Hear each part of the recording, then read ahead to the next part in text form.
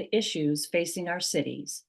The League of Women Voters is a nonpartisan political organization which encourages informed and active participation in government and influences public policy through education and advocacy. The League never supports or opposes any political party or candidate.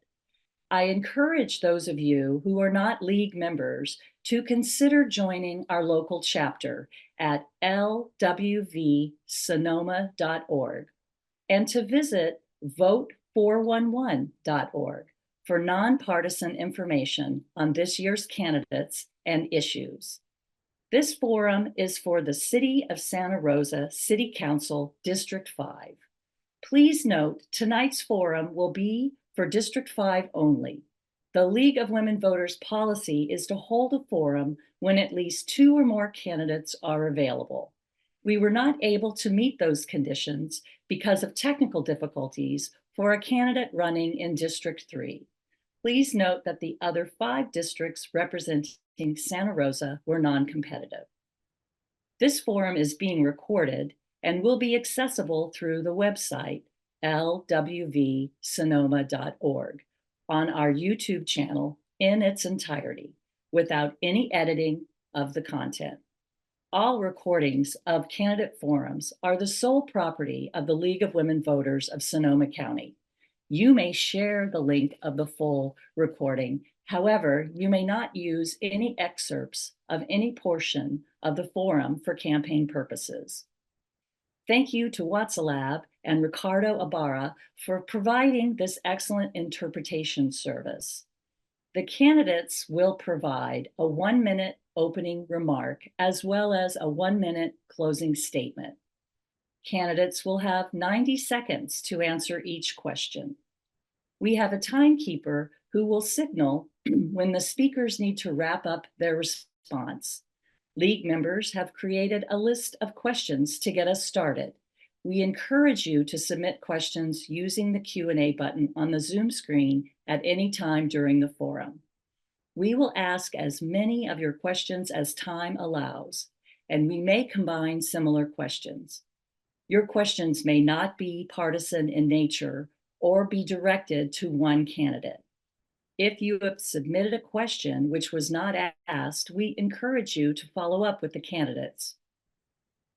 Due to this virtual format, there may be some freezing of screens or other technical glitches, which we will address as efficiently as possible.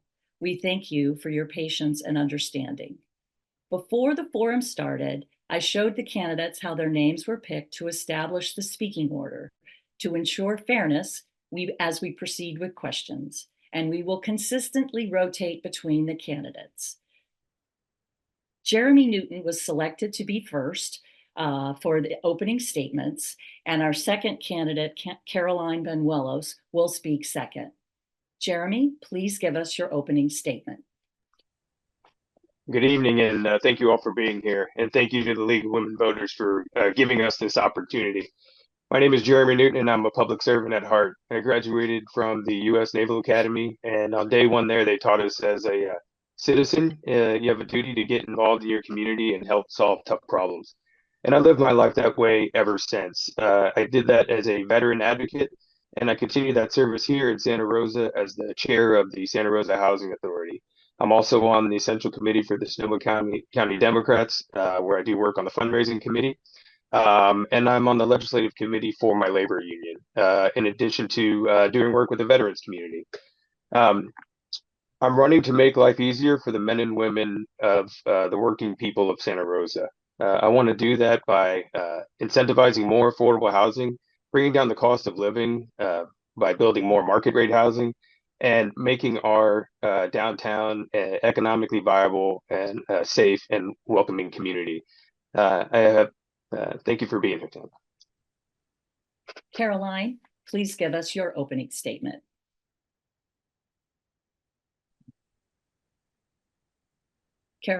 Caroline. Good evening. My name is Caroline Benuelos. I am currently a Santa Rosa Junior College. Yes? Can you hear me? Yes. Can you hear me?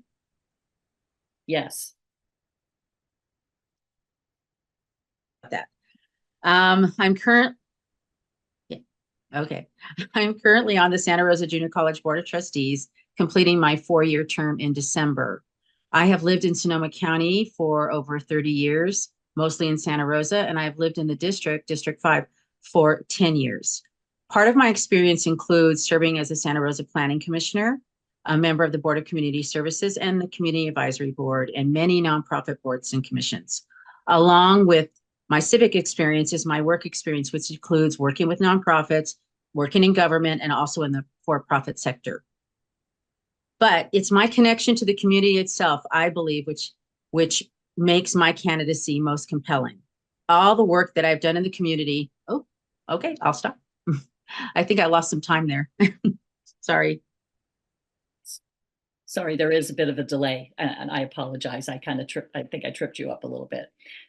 Caroline, you'll actually have the first question. And that question is, what do you see as the most critical issue facing Santa Rosa?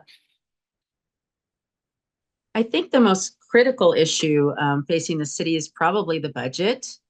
Even though I know the council voted on a budget, we know that there was enough money. They decided there was enough money to do the things they needed to do in this fiscal budget. But we also know that things are looming and will have to be addressed as time goes on. So I think that's the most critical issue. And I think for that reason, the 2 taxes that are on the ballot are, crucial to pass so that we have some money to continue to provide services at the rate that we've been doing it. But that, in my view, is probably the most critical if I look at all the issues, and we have many, but I think that's the most critical. Thank you. Thank you. Jeremy, do you need me to repeat the question? No, I've got it. Thank you. I think the most critical issue facing the city is our lack of access to affordable housing. I don't think there's never one silver bullet.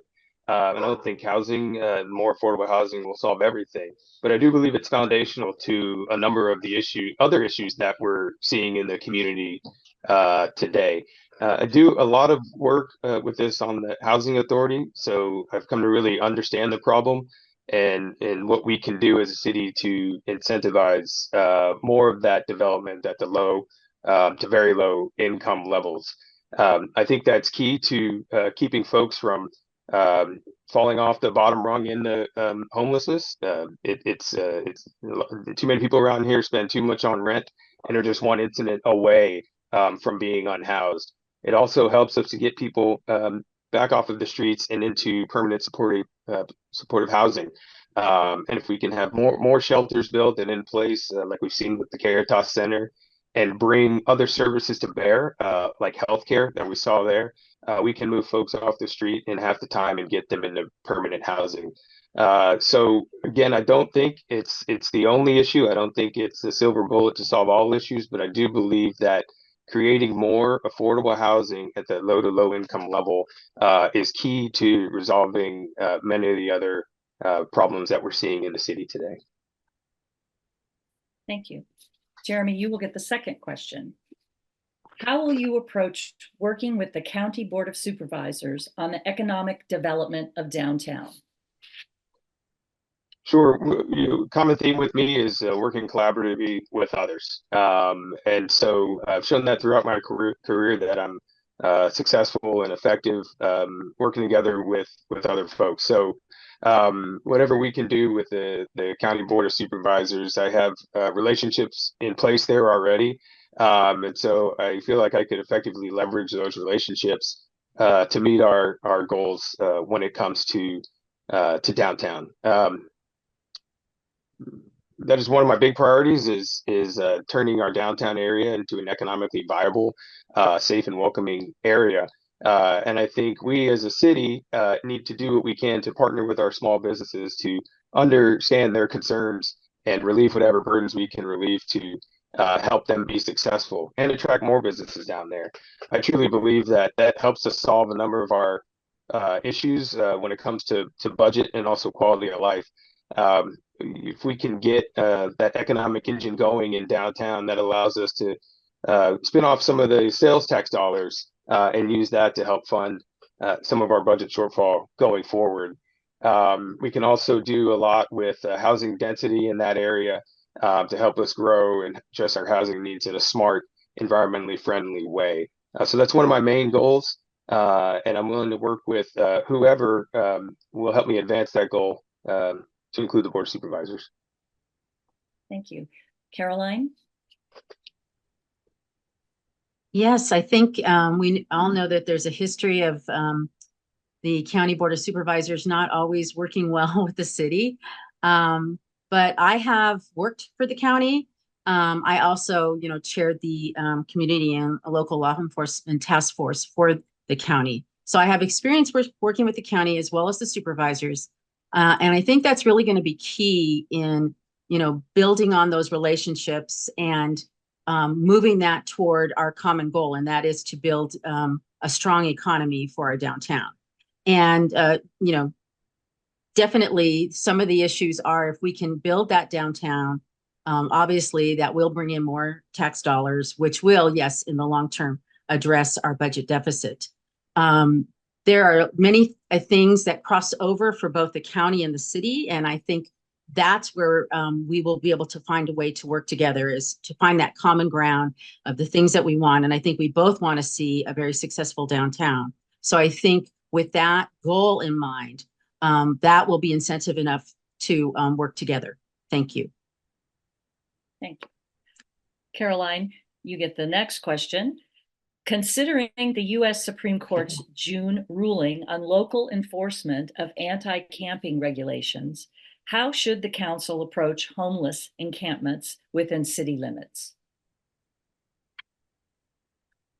Well, of course, I have to say, first and foremost, I don't agree with the Supreme Court ruling. I have a background in homeless services, and so I see the problem probably a little differently, and I think I will bring that perspective to the council. I think we have to find a balance between what's practical, what the council can do, and also acting in a compassionate way for folks who are without homes. This idea of throwing people's belongings out or not treating them properly, or the most important issue is, where will people go? Simply cleaning out encampments is not going to address the problem. It just isn't. We need different solutions for different types of problems. And we all know that, yes, there are folks who have mental health issues, some have drug issues, some have both, some are newly unhoused. So we have to address each of those situations differently. So I think it's going to take a lot of different solutions, but I don't think just cleaning out encampments and, doing what you will with people's belongings, so in some cases, everything that they own, is the answer. So just to reiterate, I don't agree with the ruling. I think it's really sad that they came to that conclusion, but I think there are lots of things that we can do as a city to address the issue. Thank you. Jeremy? I think the city is doing a pretty good job with keeping the encampments down within the city limits. I've spoken to the police chief and others who have talked to me about the proactive approach that they are taking to dealing with our unsheltered population in the city. We have a downtown action team comprised of not only the police department, but a number of other city services, where they go around periodically, at least once a week, and proactively approach the unsheltered where they are, bringing those services to them. And that's really been effective in keeping down a lot of the bigger encampments that we've seen in some of the other major cities. So I'd certainly like to see that collaborative approach continue. There is no one solution. This is a complicated issue involving people, so it's going to be complicated. You're going to hear that theme from me a lot. And so in that respect, I'm never a fan of taking any tools out of our tool belt. I talked earlier about building that very low income housing, those shelters, so we can bring folks off of the streets and bring that concentration of resources to them and get them into houses. We need to do way more of that. On the other hand, we do need a tool to address the concerns that I've heard going around on this campaign, knocking on doors, of our small business owners and residents who would like to see the unsheltered issue be addressed from that perspective. So it's a collaborative effort, and I'm always a fan of using every tool at our disposal. Thank you. Jeremy, you get the next question first. Do you support the return of school resource officers to city schools? So another complicated issue that's been debated, another issue that's going to take collaboration between the school board and the city council. And I know that there were meetings that were taking place to sort of address this in a comprehensive issue before, and I'd like to see us return to that sort of environment. And after the issues in 2020, there was a citizen-led review of the school resource officers where several recommendations were made that ultimately weren't followed. I'd like to see us revisit those, and I do believe that the school resource officer has a role. Done in the right way, as was recommended by this board, with the proper training, the right personality screened by the parents and the citizens of the school, and in a less intimidating role, khakis and a polo. But I'll tell you, as a parent, I have a daughter who's a senior at Santa Rosa High School. To me, creating a safe and learning environment in the school focused on education is my number one priority. I think that a school resource officer, again, is not the only way to get there. We will continue to provide counseling and other services as necessary to meet our students' needs. But I believe that a school resource officer can be a valuable asset to help us address the issues we see in the school before they escalate to something like a stabbing that we saw a couple weeks ago. Thank you. Caroline? Yes. Well, I think first and foremost, we know that we have to make sure that our students are safe, our faculty and teachers are safe, and that staff is safe. That's I guess the base. And then I also am aware, as a person of color, that the experience of students of color is not necessarily the same as all students. And we have to keep that in mind when we're considering whether or not to bring SROs back. Traer estos oficiales de vuelta a las escuelas. I'm sorry, I can hear Ricardo. Yeah, I don't know why that is. So I'm like losing my train of thought.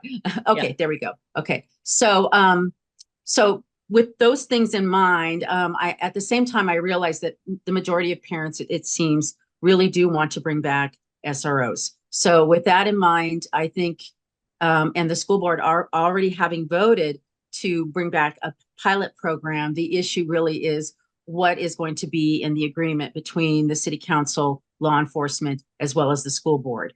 And that's really where I think the rubber meets the road. We need for everybody to start talking again and figure out a way to move forward. My understanding in talking to former school board members who actually did work with SROs, there was another funding source for them.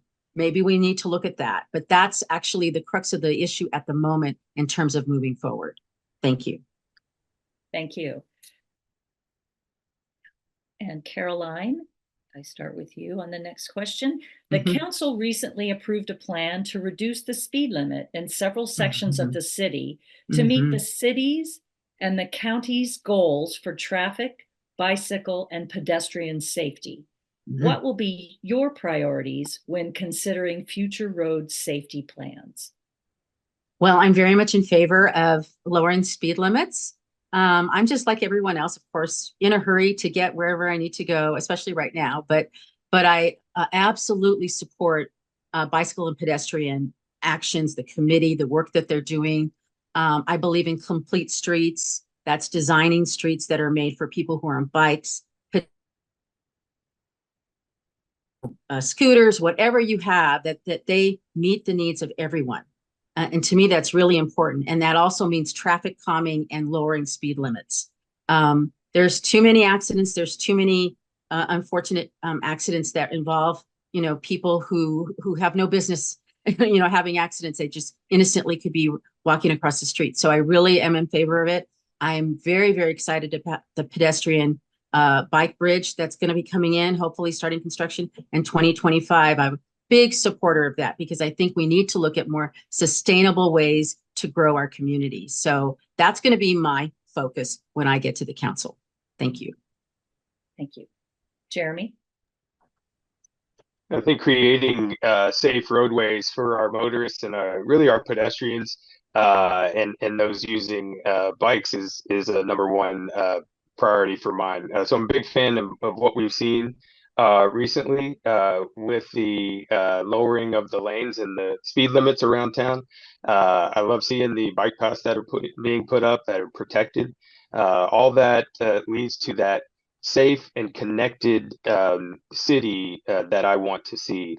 So I'm a big fan of what's happening. My vision for the downtown area and the city, again, is a connected, smart, environmentally friendly city. And I think that is the main way to do that is by giving our citizens those options to take a bike or to be able to walk somewhere safely and not have to worry. So I'm a big fan of what's happening there. I know that the road tax that was passed helps us to fund this measure, these improvements going forward.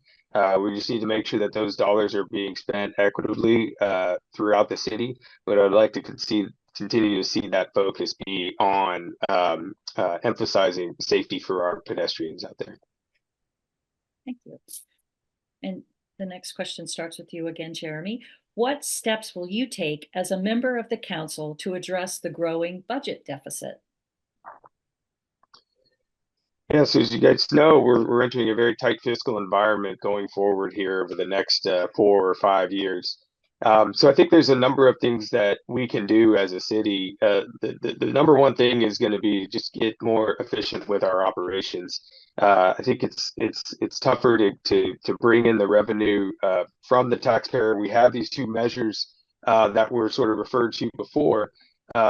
That I think were outdated and in terms of the occupancy tax, a great way to bring in some revenue from folks outside of the city limits. But I don't know that we can continue to rely on those sources to close that gap. I'd like to see the government, the city government, be more efficient in our operations. I talked about earlier where we can streamline in the housing space. We could take a look at all of our operations and see where we can cut out some steps. I've done that in the civilian world as a business process manager, where you go back to the square one and draw out your processes and see how you can make them the most efficient. I've heard the city manager talk about this and doing a budget zero type of thing here in the next couple of years. And I'm a big fan of that. I think we ask a lot of our taxpayers and of our citizens, and in return, we should give them an efficient, well-functioning government. I believe we can do that and still support many of the services that we're providing now. Thank you. Caroline? Yes, as I did mention the two tax measures that are going to be on the ballot in November. And that's just, that is correct. That is just part of it. The other things, I think some of the things, the streamlining and making cuts is already happening from what I hear from the city manager and staff, which I think is excellent. I think there's always a danger when you start cutting and how it affects the staff. And so I'm always concerned about that as someone who's also a staff person and kind of going through the same thing in my work. So I think we want to be sure that we're making cuts, but that they're smart cuts, and that and watching to see how it's affecting staff and their workload. Because what usually happens is that means you take on more work. So that's one thing. The other thing is we can, by supporting, and uplifting the downtown and small businesses and making sure that they're successful, that of course is going to bring in more sales tax. I know as somebody that works actually part-time in retail, how much sales have fallen because people are struggling. So we need to find ways to bring in also better paying jobs, in other words, investing in our community so that that money can go back into the community. So I think those are some key ways that we have to start looking to actually address. Thank you. Thank you. And Caroline, the next question is, what can be done to address ongoing issues with staff turnover and shortages in the city departments? Following right up. Yes, I just touched on that. And that's one of my concerns, because I know just from a personal level that once you start cutting and things, the people start having to consider leaving, and that does affect staff retention. That's why that's why I was saying, yes, we have to be more efficient. We need to look at those places where we can cut in a smart way, but we also have to be sure that we're taking care of our employees. We have to make sure that they're still getting the benefits that they need, that they're, getting the time off that they need, especially if they're taking on additional work, and that work is being compensated appropriately. We really have to watch for that, because even in the last, I would say 10 years, we've seen a lot of turnover at the city. And the problem with that is it really addresses the history and just the knowledge base that's been there that is now gone. And of course, that's because of retirements as well. But we definitely want to make sure we hire well, but we do everything we can to retain those good employees. Absolutely. Thank you. Thank you.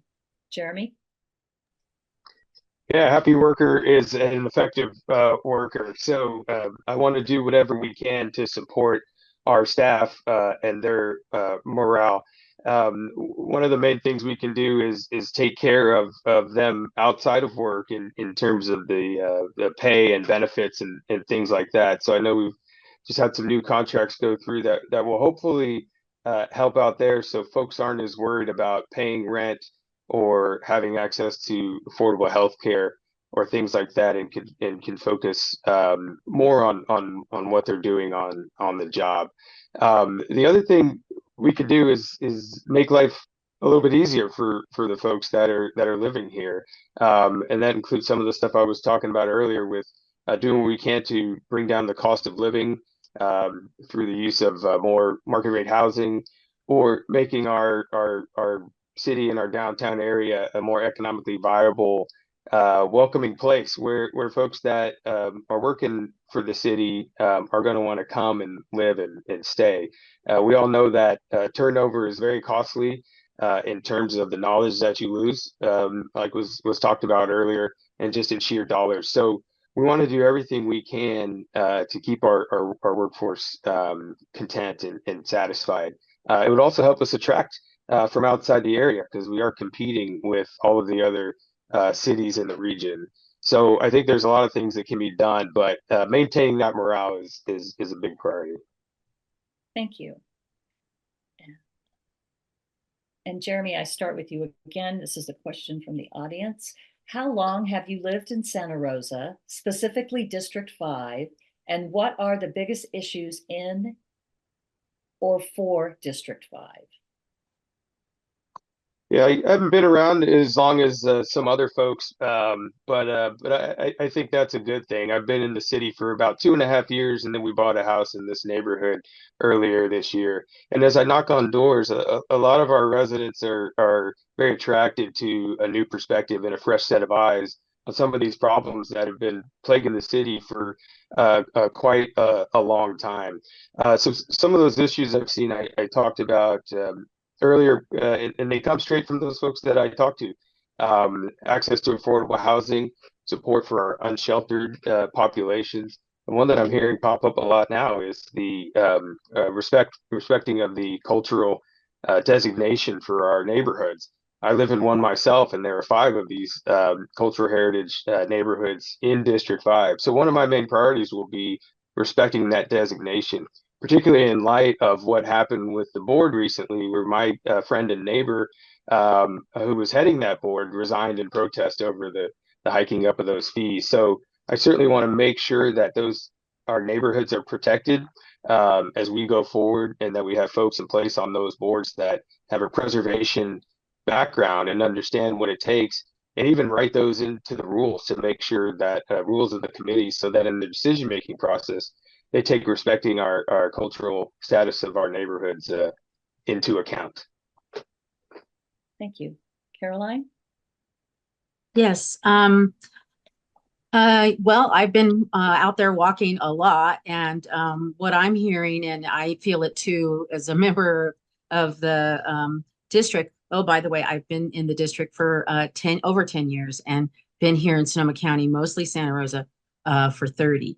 So what I hear, and I completely agree with a lot, is traffic concerns. Traffic is a huge, major concern for folks, particularly at certain intersections. Dutton being one of them is a huge problem. And I know that there is some work slated for Dutton, and it can't come soon enough because basically between 3 and 6, you can't go anywhere on Dutton. And so, but the big concern is safety. People want to cross over to the other side of Dutton and they can't. Children want to cross over to the other side of Dutton and can't. That's a lot of what I'm hearing. Also, concerns about housing. I too have made housing a cornerstone of my campaign in terms of I see a big gap with housing for working class folks. We are doing a somewhat good job on low and low income housing and market rate housing and luxury housing, but not working class folks. And most of the people in my district, I believe, are working class. So we need to address that. The other thing, of course, is historical neighborhoods. Absolutely have a respect for historical neighborhoods and their preservation. That's another thing that I hear constantly. Thank you. Thank you. And Caroline, I start with you on this question. What do you believe are the most significant barriers to realizing the goals of the city housing action plan? Sorry, I didn't read that well. How will you work with the council members and city staff to resolve them? Oh my gosh. I think, as I just touched on before, I think we need to create opportunities and incentives for developers to also address the needs of all the folks in Santa Rosa in terms of our housing plan. And that should include housing for working class folks. Working class folks do not qualify for low income housing. They make a little too much. They do not qualify for luxury housing. They don't make enough. And they don't qualify for market rate housing. They don't make enough for that either, without working at least 2 jobs. And so I think working with other council members, I know they're all very, I think they all have an incentive to make sure that we meet our housing needs in the housing plan. I think they all are motivated, that's the word I was looking for, to do that. So I think I love working across the aisle, if you will, and seeing where our common ground is and how we can meet these needs so that we can meet the needs of the entire community, whether it be our unhoused folks, our working class folks, and the folks that don't need too much help. Thank you. Thank you. Jeremy? My number one priority is that affordable housing I talked about earlier, but my second priority is housing for all. I'm a big believer in the laws of supply and demand, in that the more market rate housing we can get out there, the cheaper it's going to be for our working folks. My stepdaughter is the softball coach at Santa Rosa Junior College, and as a young professional, she can't even come close to affording a house here in the community where she lives and works, and to me that's unacceptable.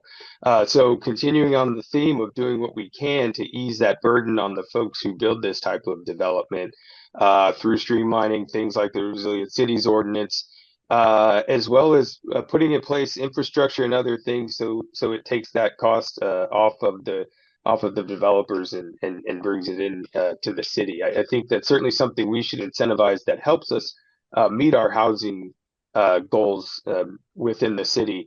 And I agree. I think that everyone has realized that this is a foundational issue. I consider it an urgent issue, and something that needs to be given that sort of attention. I will work with whoever I need to work with to achieve those priorities of increasing the housing supply for all of our residents and bringing down that cost of living. Thank you. Well, kind of really closely related question.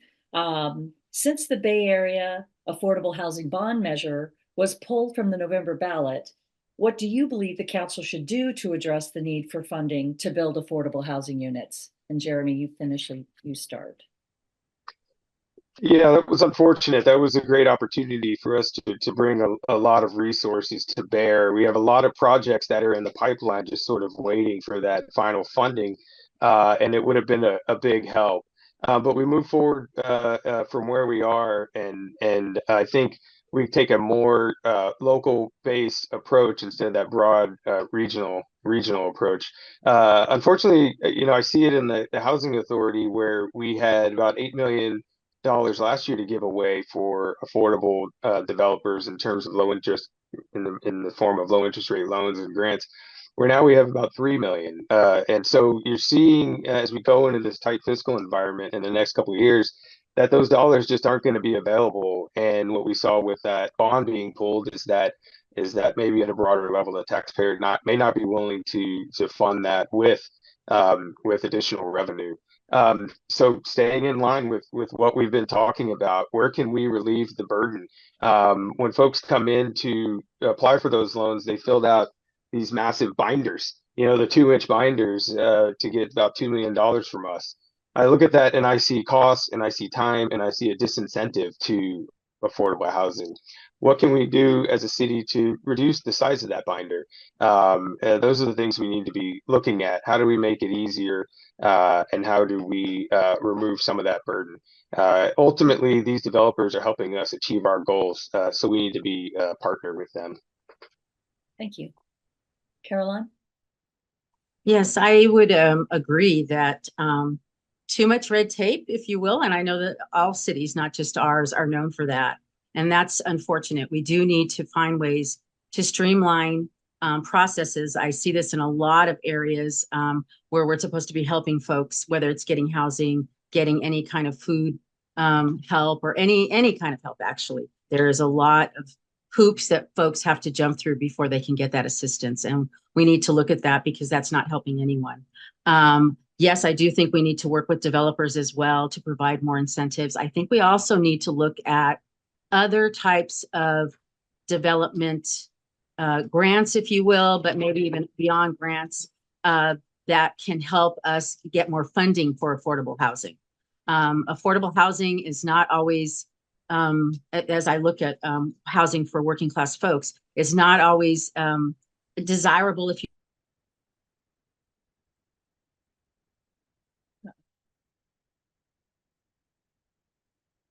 and so we need to provide incentives for them, but we also need to look at other funding sources to help bring in funding so that we can partner with different developers to continue to build housing for everyone. Thank you. Thank you, Caroline. I'll start with you with a question from the audience. What are your thoughts regarding the resignations and issues around the Cultural Heritage Board? Oh my goodness. Well, I did go back and watch that meeting. It was quite it was something. I really felt for those members, having served on a board for the city before. It was kind of astonishing to watch. I had never seen such a thing of 4 people just basically saying, I'm done.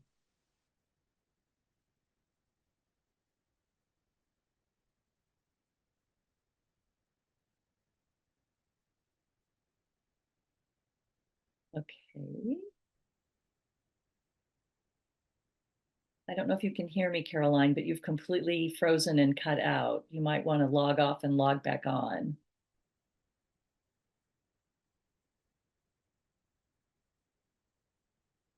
Sorry, my internet is kind of unstable. I apologize. As I was saying, one of their issues was that they were not informed. And we hired consultants to talk to all the stakeholders, and to me, the most important stakeholder of all was not informed.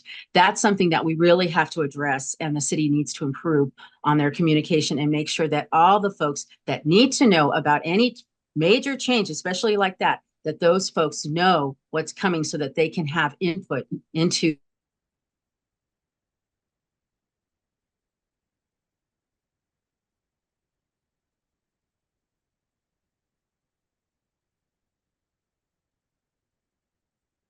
You're gone again. We missed the last part of your answer. I'm going to move to Jeremy, and maybe you can log off and log back on again. Can you hear me again?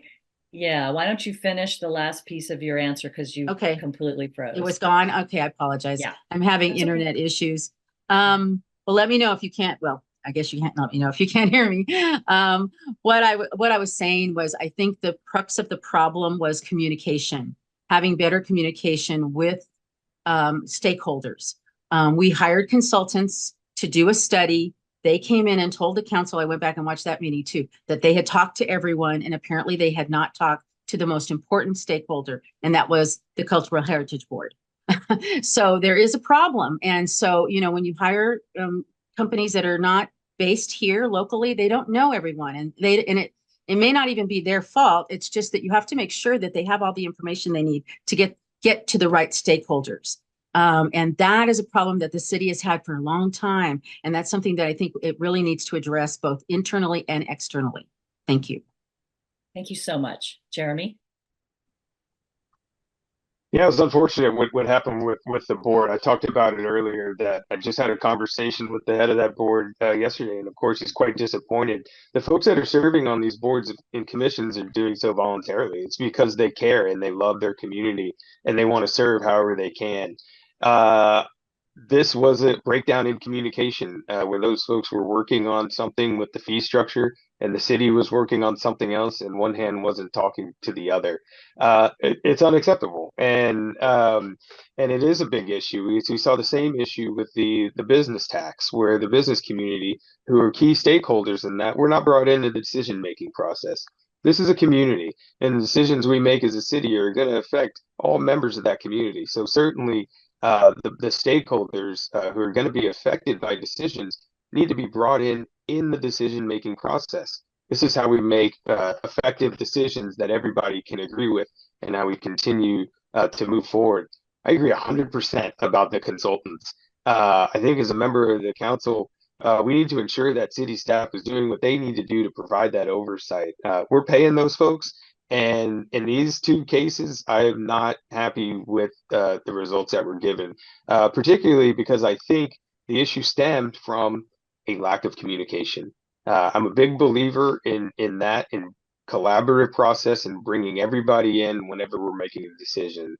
So that's what I'll look to focus on and encourage if I'm able to make it onto the council. Thank you. And the next question, City Council will consider, for you, Jeremy, I'm sorry. City Council will consider proposals for residential and commercial development within the city. How will you balance the need for affordable housing with the desire to preserve the character of the city's neighborhoods? Yeah, it's like 3 in a row, I think, on the cultural heritage board. But yeah, it's important, and I hear that a lot going around. I live in a cultural heritage neighborhood, and we love it, and we need to preserve the integrity of our neighborhoods. We can do both. We have our downtown area that I think meets a lot of our needs in terms of space to where we could build housing in a dense, connected way, an environmentally smart way that respects our neighborhoods. We also have urban growth boundaries, which I'm a big believer in, and I don't believe we're fully utilizing those. So that's something else to take a look at as a way that we can allow some market rate type development, maybe more geared towards families and things like that, that still respect the beautiful landscape that we all love, and that's what sort of brought us all to the city. So I think we can do both there, but the one priority for me is going to be doing it in a way that respects the integrity of our neighborhoods. Thank you. Caroline?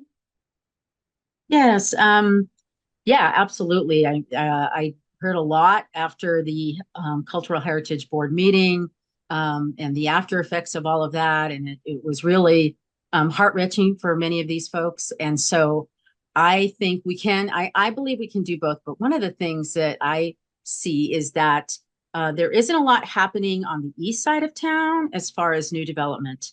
And so I think we need to look over there and see what's possible, because I remember when I was a planning commissioner, I would always say, why is everything being built on the west side? Why every time there's a new development, it's proposed on the west side? And this includes low-income housing as well. Excuse me. I was always told there wasn't anything on the east side. And I kind of think we need to look at that further, obviously respecting urban growth boundaries, but I really think that we need to kind of spread the wealth, if you will, in terms of looking at different places so that we don't harm the integrity of our historical neighborhoods. Thank you. Caroline, the next question is, oh wait, did I miss you, Jeremy, on that question? No, I'm losing track. Sorry, just had a brain freeze. So Caroline, you start. Do you support City Measure EE, which would change the city's general business tax structure, adjust for inflation, and include short-term rental operators? Why or why not? I do support Measure EE. As you mentioned, or maybe it was mentioned earlier, the tax has not been updated since the early 1990s, I believe, maybe in 93, somewhere in there. So it was long overdue. If passed, it will be a small but important source of revenue for our city, and that is why I support it. Also because I think it needed to be adjusted for inflation and the economic times that we're in right now currently. And I do support it across the board in terms of all the ways that it's going to impact the business community. I think it's overdue, and I think in terms of thinking about everyone contributing to this problem that we're having, I think it's a good thing for the city. Thank you. Jeremy? Yes, I support the measure as well. I didn't like the way it was rolled out. I think I talked about that earlier. So initially, I wasn't supportive.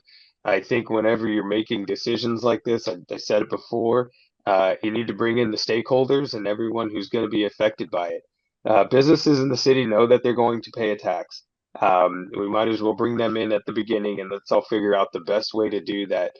So that we can bring in that much needed revenue, but also not be too much of a burden on their operations. So we ultimately got there, and I'm supportive of the measure now. It hadn't been updated in 30 years, which again is it's sort of unacceptable. I'd like to see a measure in there that causes us to revisit this every 4 years, call it, at least periodically.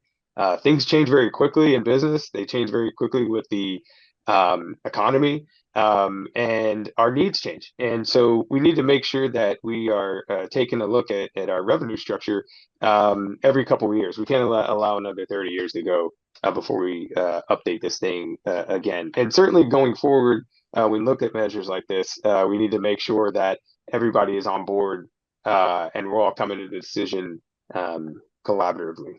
But yeah, I do support it in its current form. Thank you. Well, staying with tax measures, Jeremy, with the next question, do you support City Measure FF, which would increase the city hotel tax to 11%? Why or why not? I support this one as well. We've got a budget shortfall, and we need to do some things to address that. So the business tax is going to help that. This tax is going to help it as well. I like the fact that it's not a tax on the residents here in Santa Rosa, that we're able to generate some revenue from folks that are coming in from out of town. I don't think we can go much higher on this. This puts us up there with Healdsburg, and I think with Sonoma County in general. I'm not sure how many people bring that into their decision-making process when they're deciding to come visit our beautiful city here. But we certainly don't want to disincentivize any tourism, which can also be a good source of revenue. So I support that measure and that occupancy tax. Thank you. Carolyn? Yes, I support it as well. It will help support the budget deficit that we have. It overall, with putting it at 2%, is to me reasonable at this time. And I also think that it won't disincentivize folks from coming to visit us. I hope that won't play into that, because no matter where you go, there is a tax when you stay anywhere out of state. So, or even within the state. So I think tourists and folks like that will not be surprised or even taken aback. So I think it's a good thing. It will help us in the long run. I hope that the city will run a strong campaign for it so that we tell the voters why it's a good thing and why they should vote for it. So I'm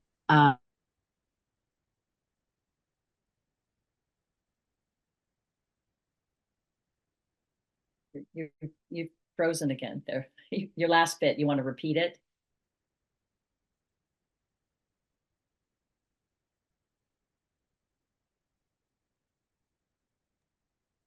Oh, okay. Sorry about that. That's okay. Let's see. All I said was that that's all I finished with or closed with was that I think in the long run, it's going to be good for the city. It's going to be good for tourism. I'm looking forward to seeing a strong campaign from the city to explain to voters why it will be a good thing. It won't affect them personally, but it will be a good thing for the city. So I'm looking forward to a strong campaign to help it pass. Great, thank you.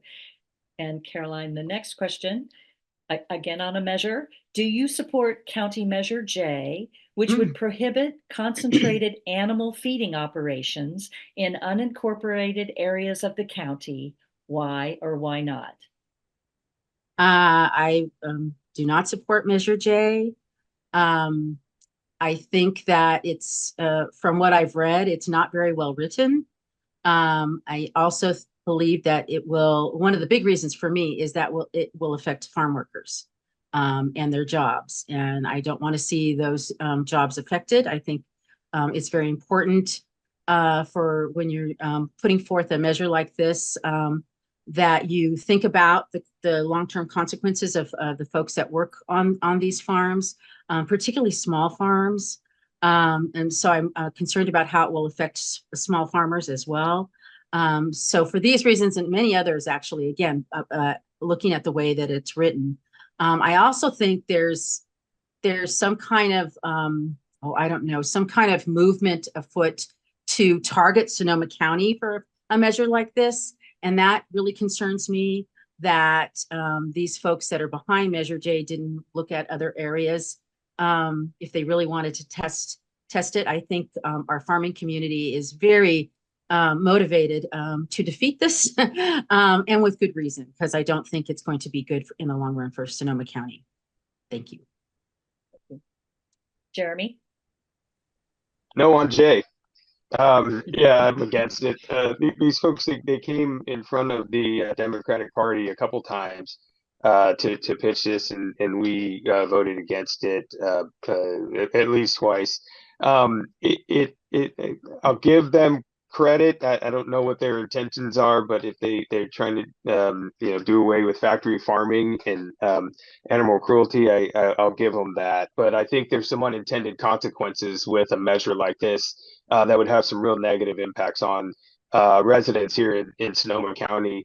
And those impacts always fall disproportionately on our disadvantaged communities. So Caroline talked about the farm workers, 100%. Also, the folks, the living people here in Santa Rosa who would have to pay more for their poultry or their meat or their dairy.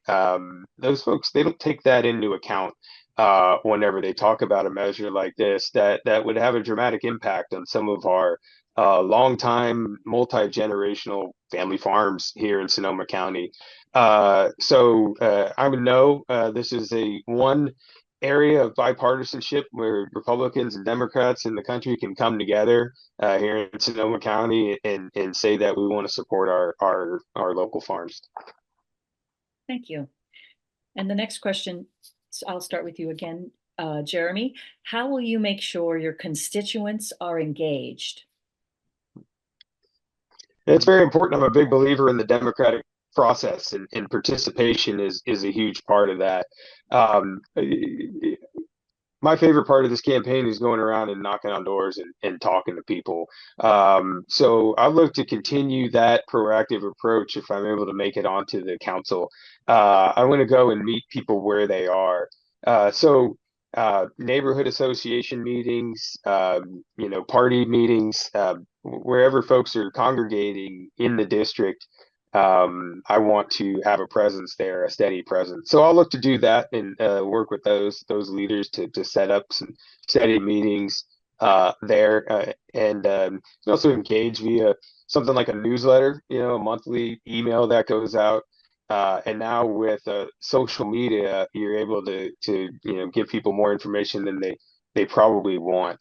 But it's important. I'm a firm believer in making sure that our community is engaged.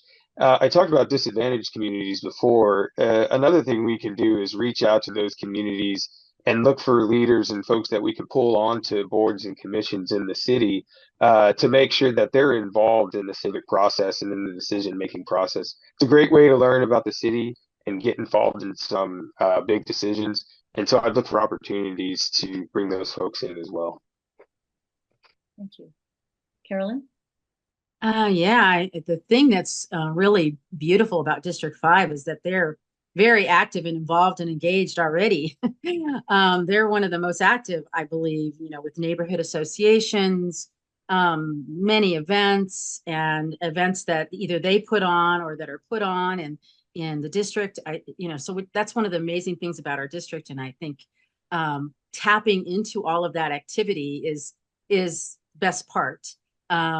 So I plan to do that, and I've been doing that, and I continue to do that. I also think communication is really important to the constituents of District 5. So keeping those lines of communication open with them, whether it's going and just having coffee with either leaders or just neighbors or whoever wants to dialogue about certain issues that come up within the district, I'm really open to doing that, and always want to make myself available as much as I can. And listen to their concerns.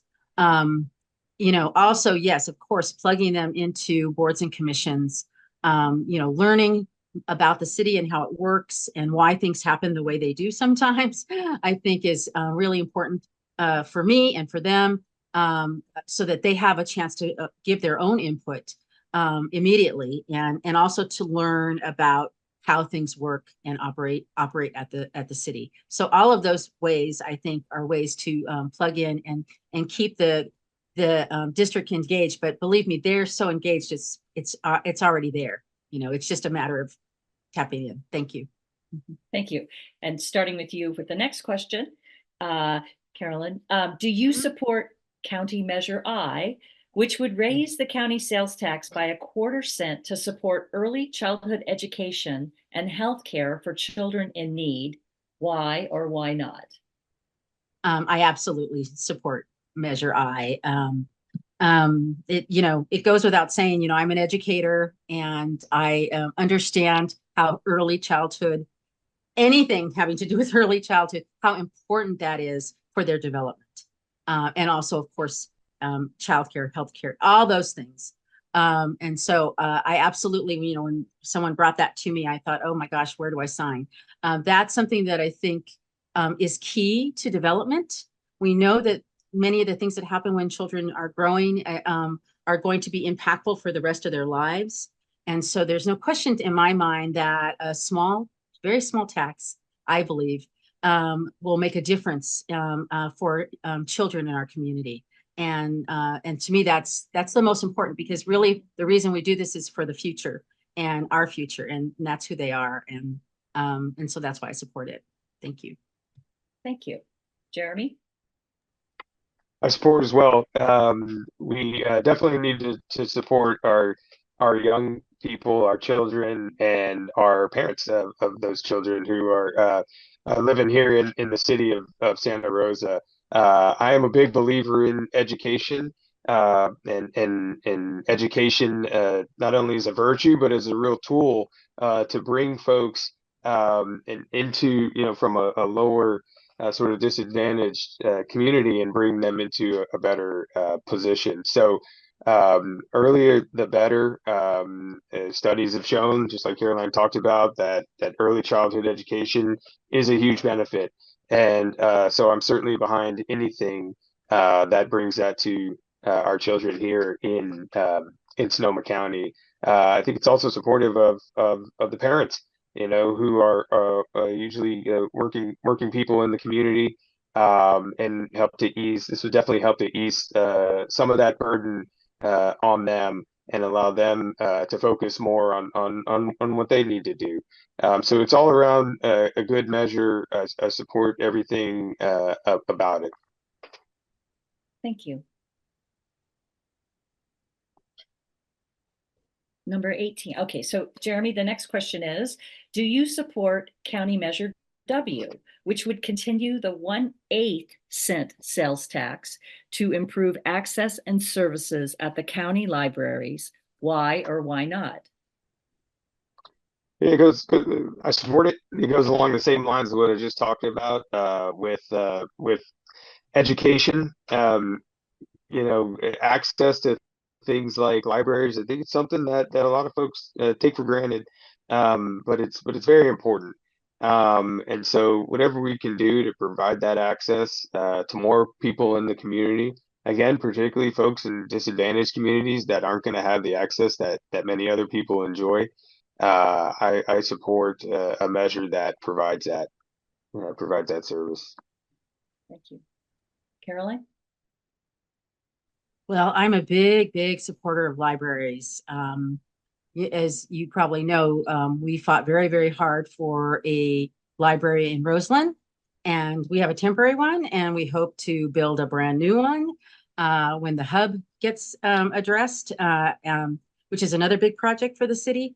So this I understand is a renewal of that tax, and so absolutely, there's no question. I cut my teeth on learning how to read in a library, and I'm forever grateful for that. And so I think they're so important. Again, getting back to the educator, they're so important for development and learning love of reading. So absolutely, I signed on to that one as well, really quickly. So yes, I support it. Great. And you get we're starting with the last question. So we're finishing just a little bit early. The last question is, do you support State Proposition 33, which would allow cities and counties to adopt or expand rent control? Why or why not? I was wondering when that one was going to come. I'm really torn about Prop 33. I am a renter. Yes, that's why I was wondering, when is it coming? I am a renter, full disclosure.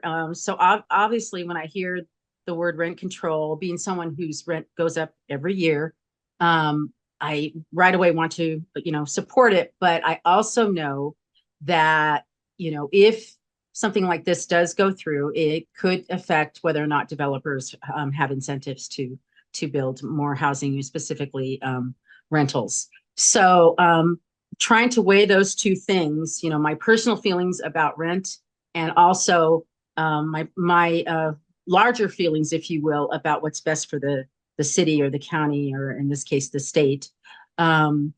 So I would say I'm absolutely for protections for renters. Again, as a renter, from rightful evictions, all of those things that affect people every day as renters, and being treated well wherever you're renting, whoever you're renting from, because I see a lot of abuse as well. So I'm absolutely for protections, but I'm still kind of on the fence about whether or not to go straight yes on Prop 33 for rent control. Thank you. Jeremy? Yeah, we got a couple of easy ones there with the measure I and measure W, and I was wondering when this was going to come up. But yeah, my number one priority is to incentivize the development of more affordable housing in the community. And I know that this measure does a lot in terms of tenant protections, in terms of rent increases going up too much over the year and things like that.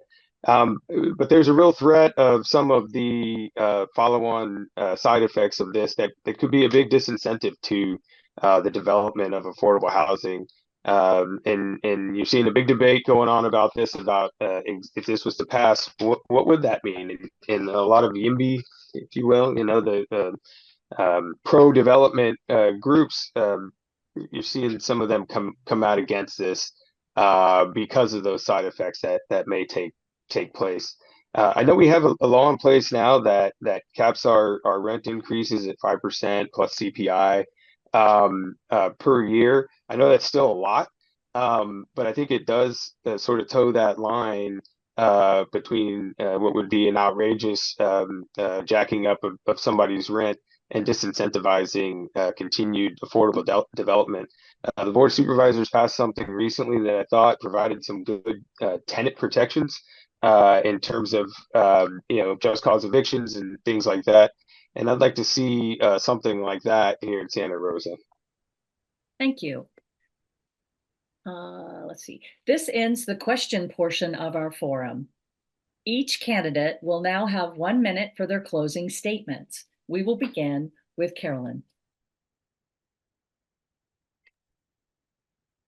Well, first, I want to thank the League of Women Voters for putting on this forum and all the work that you do daily to keep the electorate informed. I care very deeply about Santa Rosa and our community and District 5, and especially because it consists of people who have worked very hard for what they have and care very much about where they live. And together, I believe I can take our collective voices to the table and ensure that we continue to fight for things like affordable housing for everyone, addressing our traffic concerns, continuing to address homelessness and unhoused people in a balanced way, supporting historical neighborhoods, small businesses, and so much more. I have been endorsed by the Sonoma County Democratic Party, Conservation Action, Unite Here, Local 2, and many others. I respectfully ask for your vote, and you can find out more about me at my website, Caroline for Santa Rosa. Thank you. Thank you. And now Jeremy will give his closing statement. Yeah, thank you to everybody who joined us here tonight. I'm a big believer in participation, and clearly this is a dedicated group. So thank you for being here, and to the League of Women Voters for what you do. Like I said, I'm running for the city council here in Santa Rosa to make life easier for the working people of our community. A lot of these issues are personal to me, and I chose to run after talking with friends and neighbors and folks in the community and seeing what they were going through and thinking that I have the skills and experience and ability to work with others in order to address those concerns. I show up and I work hard. I've been endorsed by Congressman Mike Thompson, a number of the Board of Supervisors, and the majority of the Santa Rosa City Council. And those folks see me show up and work hard, and they know that I have what it takes to move this city forward with a new vision and a fresh set of eyes. I hope you'll join me. You can find out more at my website, newtonforsantarosa.com. Thank you. That ends the closing. That ends the closing statement portion of our forum. Sorry. We are proud to have impressive and committed people running for this office, and we thank you for your service to our county. We wish the best of luck to both of the candidates, and a big thank you to all the volunteers who made this forum possible. We encourage everyone to get out and vote. Please encourage your friends and family to watch the recording of this forum on the League of Women Voters of Sonoma County YouTube channel. See the link on our website at lwvsonomacounty.org. For more information on candidates and ballot measures, check out Vote 411, our website, 411.org. Thank you and good night.